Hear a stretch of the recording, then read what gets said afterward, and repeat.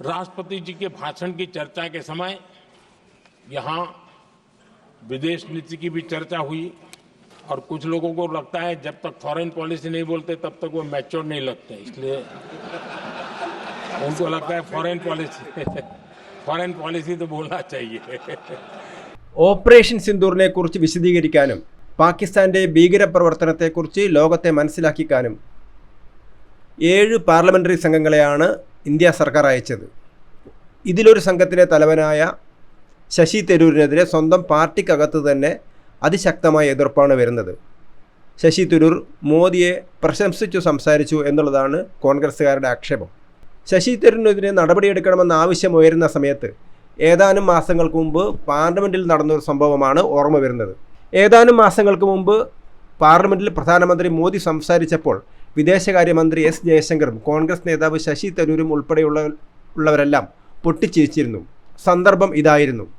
രാഷ്ട്രപതിയുടെ പ്രസംഗത്തിനുള്ള നന്ദിപ്രമേയ ചർച്ച പ്രധാനമന്ത്രി മോദി പ്രസംഗിക്കുകയാണ്. അദ്ദേഹം പറഞ്ഞു, രാഷ്ട്രപതിയുടെ നന്ദിപ്രമേയ ചർച്ചയിൽ വിദേശ നയത്തെക്കുറിച്ചാണ് ചർച്ച നടന്നത്. രാഹുൽ ഗാന്ധിയെ കളിയാക്കി മോദി പറഞ്ഞു, ചിലർ ധരിച്ചിരിക്കുന്നത് വിദേശ നയത്തെക്കുറിച്ച് പറഞ്ഞാൽ തങ്ങൾ പക്വമതികളാണെന്ന് ആളുകൾക്ക് തോന്നുമെന്നാണ്. ഇതോടെ എല്ലാവരും പൊട്ടിച്ചിരിച്ചു.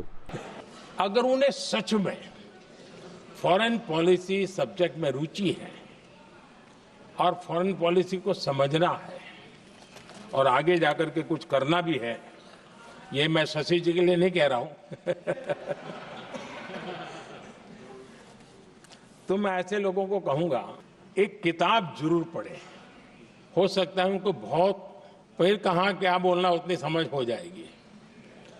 वो किताब का नाम है JFK's Forgotten Crisis. മോദിയുടെ ഈ വാക്കുകൾ കേട്ടതോടെ എല്ലാവരും പൊട്ടിച്ചിരിച്ചു. വിദേശകാര്യമന്ത്രി ജയശങ്കറും മറ്റംഗങ്ങളുമൊക്കെ. ശശി തരൂരിനും ചിരിവന്നു. ഈ സമയത്ത് മോദി ഒരു കാര്യം കൂടി പറഞ്ഞു. ആർക്കെങ്കിലും വിദേശ നയവുമായി ബന്ധപ്പെട്ട കാര്യങ്ങളിൽ രുചിയുണ്ടെങ്കിൽ, താല്പര്യമുണ്ടെങ്കിൽ, ഈ വിഷയങ്ങളിൽ എന്തെങ്കിലും ചെയ്യണമെന്നുണ്ടെങ്കിൽ ഞാൻ ശശിജിയോടുകൂടി പറയുകയാണ്, ഒരു പുസ്തകമുണ്ട്, എല്ലാവരും വായിക്കണം. അതിൻ്റെ പേര് JFK ഫൊർഗോട്ടൺ ക്രൈസിസ്. ബ്രൂസ് റീഡൽ എഴുതിയ പുസ്തകമാണ്. ഇതാണ് അന്ന് മോദി പറഞ്ഞത്.